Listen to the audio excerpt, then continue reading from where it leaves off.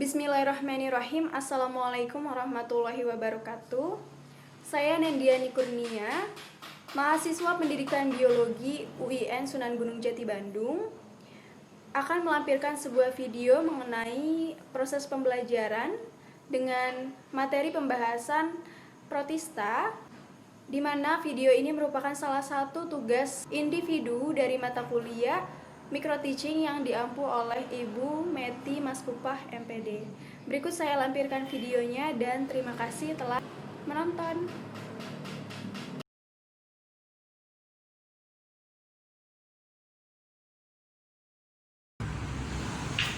Assalamualaikum warahmatullahi wabarakatuh. Apa kabar hari ini anak-anak? Alhamdulillah semuanya sehat ya.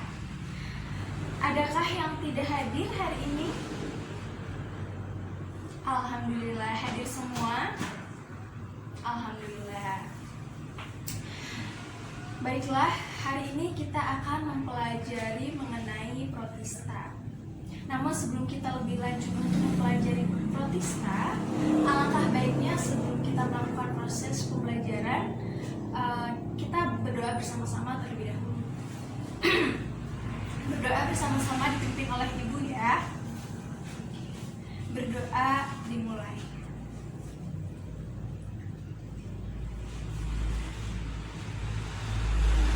Selesai. Di sini ibu akan menyampaikan terlebih dahulu tujuan dari proses pembelajaran pada hari ini. Tujuan pokok dari proses pembelajaran hari ini adalah peserta didik mampu melihat secara nyata wujud atau bentuk dari protista, baik itu protista mirip jamur, protista mirip hewan, ataupun protista mirip tumbuhan. Sehingga metode yang akan dilakukan, metode pembelajaran yang akan dilakukan pada hari ini adalah dengan metode praktikum dengan alat-alat yang sederhana dan bahan-bahan atau sampel yang mudah didapatkan. Kemudian tujuan yang kedua adalah kita peserta didik dapat mengetahui di mana protista itu berada dalam tingkatan takson. Kemudian tujuan yang ketiga adalah peserta didik mengetahui ciri-ciri dari protista. Dan tujuan yang keempat adalah peserta didik mengetahui beberapa kelompok protista, yaitu ada protista mirip jamur, ada protista mirip hewan, dan ada protista mirip tumbuhan. Kemudian yang keempat adalah peserta didik mampu membuat sebuah poster mengenai protista.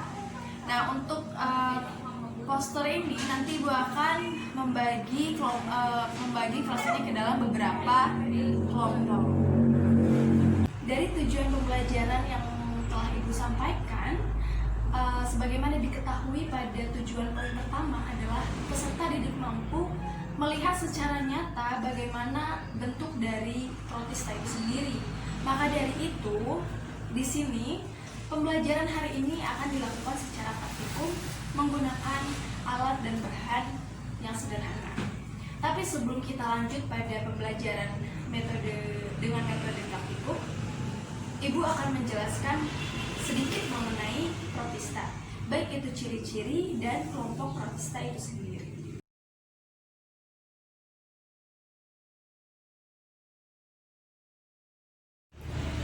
Sebelum membahas lebih dalam mengenai ciri-ciri dari protista, di sini Ibu akan mencoba mereview kembali atau mengulang kembali materi yang telah kita pelajari minggu lalu. Adakah di sini yang masih mengingat materi yang telah kita pelajari minggu lalu? Betul sekali. Materi yang kita telah pelajari minggu lalu adalah taksonomi, tingkatan takson. Seperti yang telah kita pelajari sebelumnya, terdapat 6 tingkatan takson. Yang pertama adalah kingdom, merupakan tingkatan takson paling tinggi, hingga spesies, yang merupakan tingkatan takson yang paling rendah. Nah, kemudian bagaimana posisi protista? Di mana posisi protista itu berada? Protista itu berada pada tingkatan takson kingdom.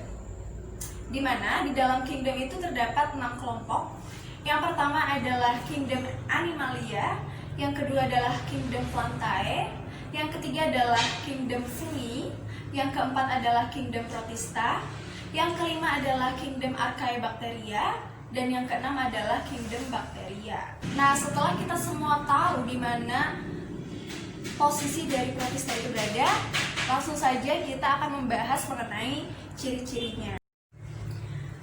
Baiklah, untuk mengenal lebih lanjut mengenai Protista, di sini Ibu akan memperkenalkan terlebih dahulu bagaimana ciri-ciri dari Protista itu sendiri.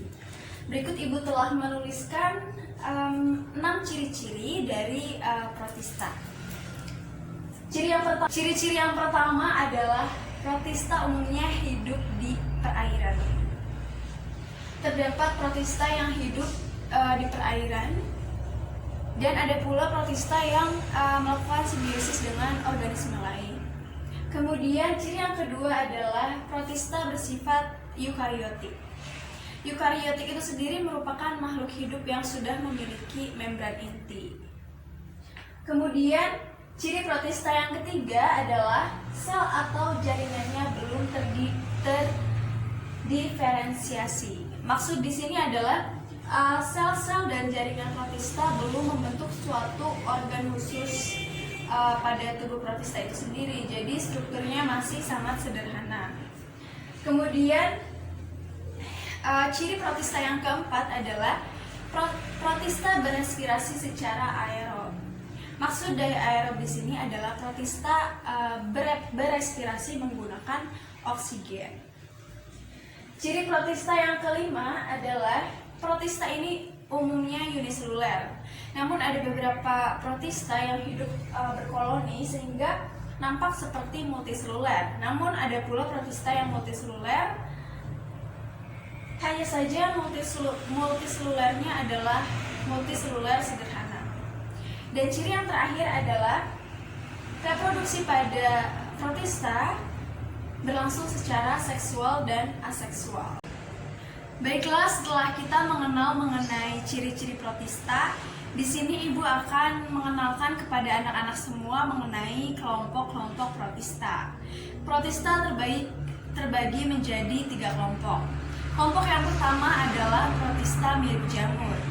Kemudian kelompok yang kedua adalah Protista mirip hewan atau dikenal sebagai protozoa. Kemudian yang ketiga adalah Protista mirip tumbuhan atau biasa dikenal dengan alga. Nah, di sini Ibu menyajikan beberapa gambar mengenai Protista mirip jamur. Ibu sudah menyajikan beberapa spesies yang termasuk ke dalam Protista mirip jamur. Yang pertama ada Dictyostelium discoideum. Yang kedua ada Saprolegnia sp. Kemudian yang ketiga ada Pisarium polycephalum. Dan yang keempat, yang terakhir ada Phytophthora infestans. Yang selanjutnya adalah Protista mirip hewan atau biasa dikenal dengan protozoa. Nah, di sini Ibu juga sudah menyajikan beberapa gambar yang termasuk ke dalam protozoa tersebut. Di sini ada Didymium, kemudian yang kedua ada Paramecium, yang ketiga ada Stentor, dan yang keempat ada Diplugia. Tidak hanya itu, di sini juga ada Trypanosoma, Carpesium, Euglena, dan Amoeba. Ada beberapa alasan mengapa spesies-spesies tadi yang Ibu sebutkan termasuk ke dalam protozoa. Nah, mengapa spesies-spesies tadi termasuk ke dalam protozoa? Hal itu karena salah satu ciri dari protozoa adalah memiliki alat gerak. Alat gerak yang pertama contohnya adalah flagellata atau biasa dikenal dengan rambut cambuk.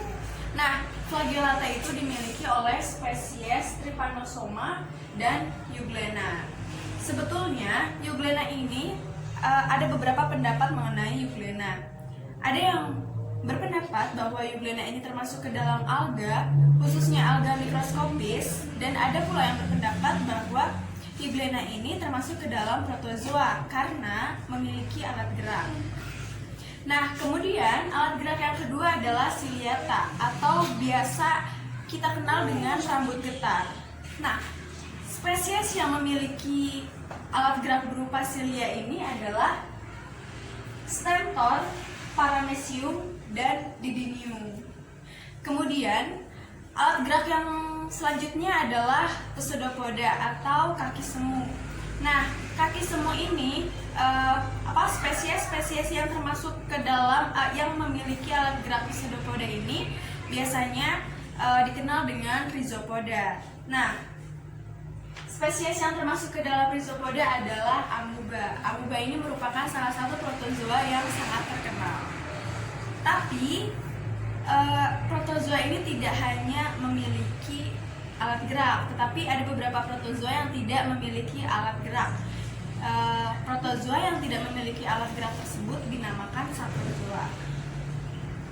Kemudian yang terakhir adalah protista mirip tumbuhan atau dikenal dengan alga. Terdapat alga yang bersifat makroskopis dan terdapat alga yang bersifat mikroskopis. Di sini Ibu mencantumkan contoh dari alga yang bersifat mikroskopis karena karena pembelajaran ini adalah pembelajaran yang bertujuan untuk mengenal atau mengetahui wujud dari protista yang bersifat mikroskopis. Nah, contoh alga mirip protista mirip tumbuhan yang Ibu sajikan adalah alga kelompok Chlorophyta. Jadi terdapat beberapa kelompok alga. Ada alga merah, ada alga coklat, ada alga emas, alga api, dan alga hijau atau Chlorophyta.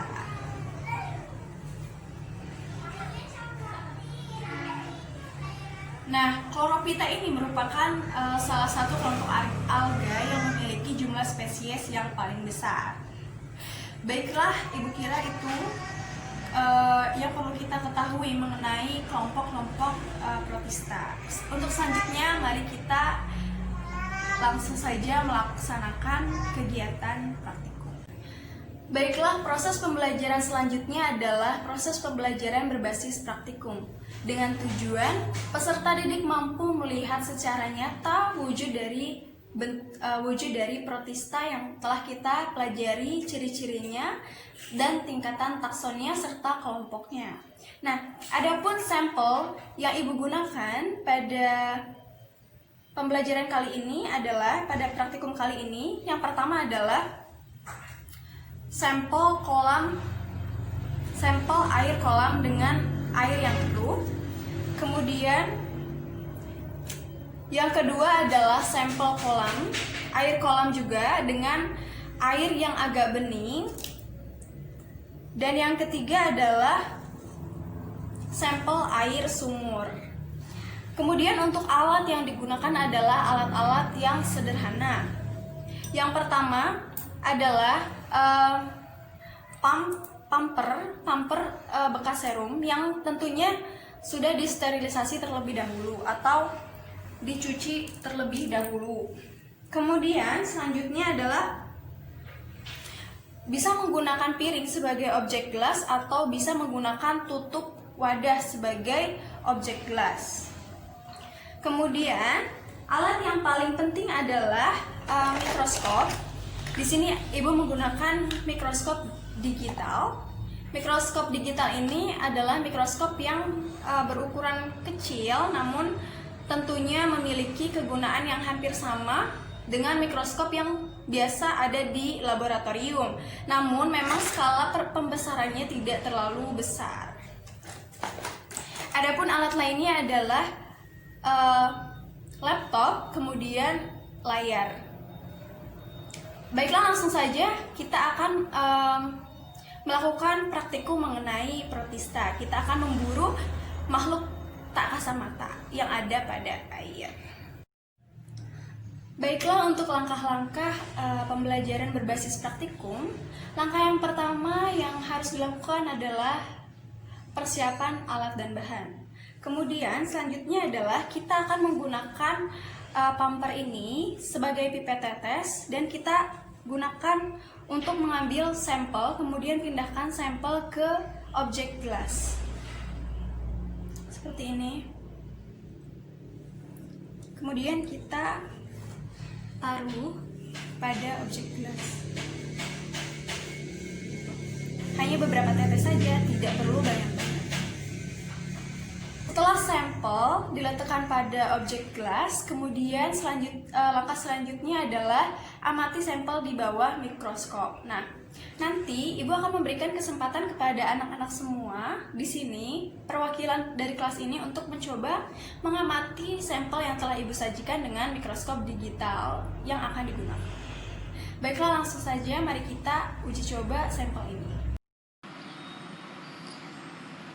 Baiklah, dan ini adalah hasil dari pengamatan sampel air sumur di bawah mikroskop.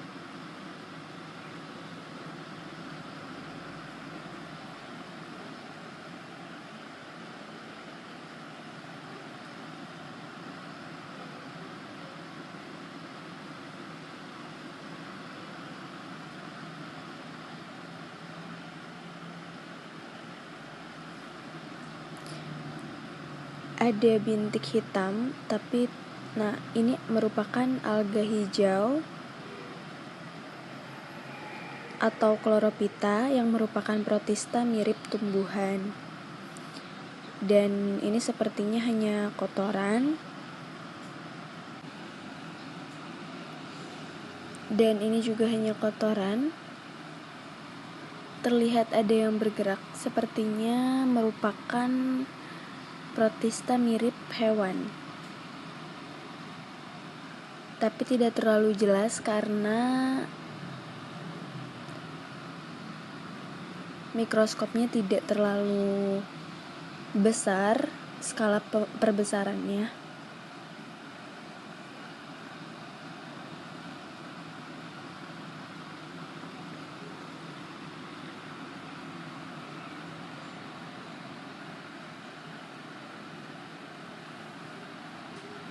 Terlihat ada yang bergerak.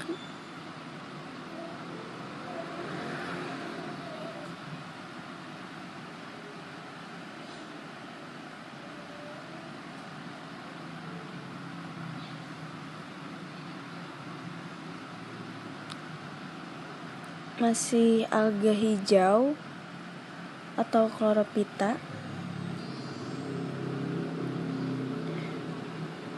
Ibu rasa cukup untuk sampel yang air sumur. Kita lanjutkan pada sampel kedua. Sampel yang kedua adalah air kolam yang jernih.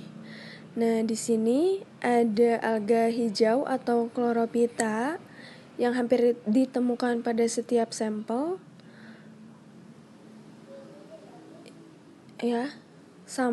Yang ditemukan pada sampel air sumur sebelumnya sama. Kemudian ini juga kotoran, sepertinya ini kotoran atau alga hijau juga.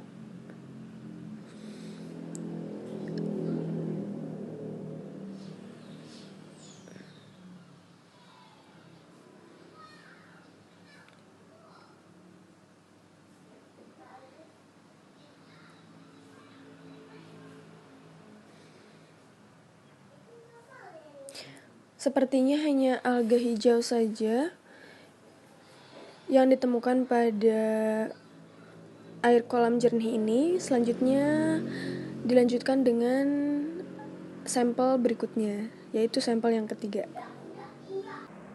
Dan ini adalah hasil dari penelitian pada sampel ketiga, yaitu sampel air kolam yang keruh. Tadi terdapat alga hijau atau chlorophyta yang termasuk ke dalam protista jenis tumbuhan.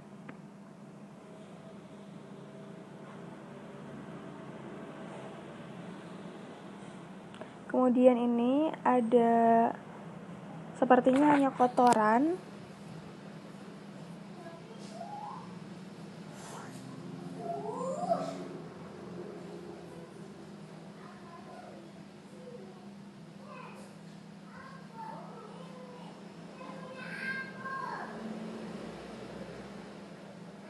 Nah, ini adalah Chlorophyta juga, terlihat lebih jelas berwarna hijau.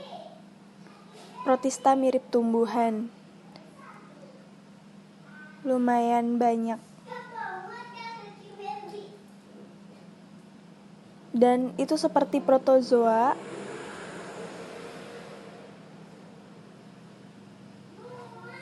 Atau protista mirip hewan. Nah, ini adalah alga Chlorophyta.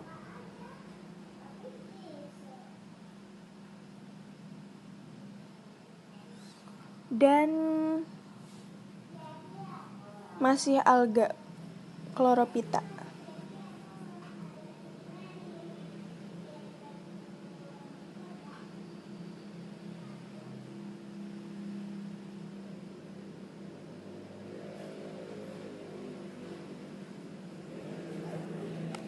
Nah, ini terlihat alga, kemudian Euglena.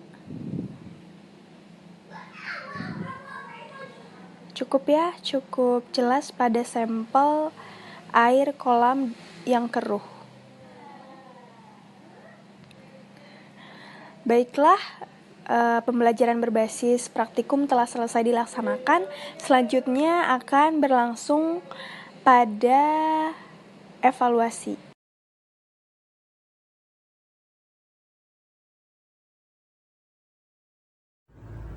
Baiklah, setelah semua tahap pembelajaran telah kita laksanakan, mulai dari kita membahas mengenai tingkatan takson, kita mengingat kembali mengenai tingkatan takson, kemudian ciri-ciri dari protista, kelompok dari protista, hingga melakukan pembelajaran berbasis praktikum. Untuk evaluasi di sini Ibu akan mengadakan sebuah games. Nah, untuk gamesnya nanti Ibu akan membagi kelas ini ke dalam beberapa kelompok. Satu kelompok minimal beranggotakan 2 orang. Nah, untuk langkah-langkah gamesnya, jadi nanti Ibu akan menyediakan sebuah kotak berisi undian berisi sebuah kertas. Di dalam kertas itu akan tertulis nama dari suatu spesies atau nama dari suatu jenis protista, kemudian diambil oleh perwakilan masing-masing kelompok. Nah, masing-masing kelompok menunjuk 1 orang untuk menebak apa yang ada dalam kertas tersebut. Dan anggota kelompok lain memberikan deskripsi atau memberikan gambaran bisa dengan menyebutkan ciri-ciri maupun wujudnya ataupun warnanya. Nah, kemudian setelah anggota kelompok yang lain mendeskripsikan atau memberikan kode atau memberikan stimulus bagi anggota kelompok terpilih, nah kelompok terpilih akan memilih bendera-bendera yang Ibu sajikan, dan bendera-bendera ini bergambar spesies protozoa, spesies protista maksudnya. Salah satunya ada protozoa, ada kelompok protozoa seperti Paramecium, kemudian ada kelompok alga seperti Chlorophyta di sini. Nah, dan ada kelompok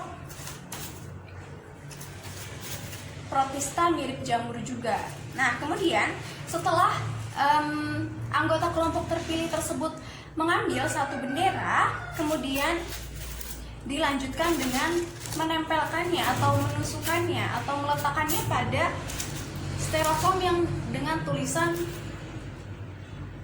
yang sesuai dengan apa yang dia tebak. Contohnya adalah anggota kelompok terpilih memilih protista mirip jamur sebagai jawabannya. Kemudian bendera yang telah dia peroleh diletakkan pada papan yang bertuliskan mirip jamur. Maksudnya adalah protista mirip jamur, kemudian diletakkan di atasnya. Setelah meletakkan jawaban di papan yang sesuai, kemudian kemudian kelompok yang telah menyelesaikan satu misi boleh mengambil undian lagi boleh mengambil undian lagi, begitupun dengan kelompok lainnya yang telah memilih jawabannya. Nah, kemudian kelompok yang paling banyak menjawab dengan benar, dengan tepat, Ibu akan kasih reward pada akhir pembelajaran. Untuk itu, pada kegiatan evaluasi ini, Ibu harap anak-anak semua mengikutinya dengan penuh semangat dan dengan keseriusan juga tentunya.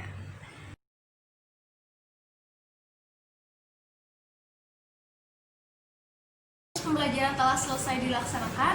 Terima kasih atas partisipasi dan semangatnya dalam mengikuti proses pembelajaran pada hari ini. Ibu harap anak-anak semua akan terus tetap semangat. Kemudian Ibu ucapkan selamat kepada kelompok yang telah memenangkan games yang tadi kita laksanakan, dan untuk hadiahnya nanti Ibu akan berikan setelah pembelajaran usai. Nah, untuk mengakhiri, tapi sebelum mengakhiri, di sini Ibu akan memberikan penugasan terlebih dahulu. Jadi di sini Ibu akan membagi kelompok kembali pada kelas ini menjadi 5 kelompok. Kemudian kelompok tersebut membuat satu poster mengenai protista, baik itu protozoa, alga maupun protista mirip jamur. Nah, kemudian posternya akan Ibu beri apresiasi. Poster terbaik akan Ibu apresiasi. Namun ada beberapa indikator yang dapat mengukur poster itu baik atau tidak. Indikator yang pertama adalah ketepatannya. Indikator yang kedua adalah apakah poster tersebut menarik atau biasa saja. Dan yang ketiga adalah kerapihan serta kebersihannya. Nah, baiklah, kita akan bertemu lagi minggu depan. Jangan lupa tugasnya diselesaikan. Sebelum kita mengakhiri proses pembelajaran hari ini, alangkah baiknya kita bersama-sama mengucapkan hamdalah terlebih dahulu. Alhamdulillahirrabbilalamin. Tetap semangat untuk mata pelajaran berikutnya. Dan Ibu pamit undur diri. Wassalamualaikum warahmatullahi wabarakatuh.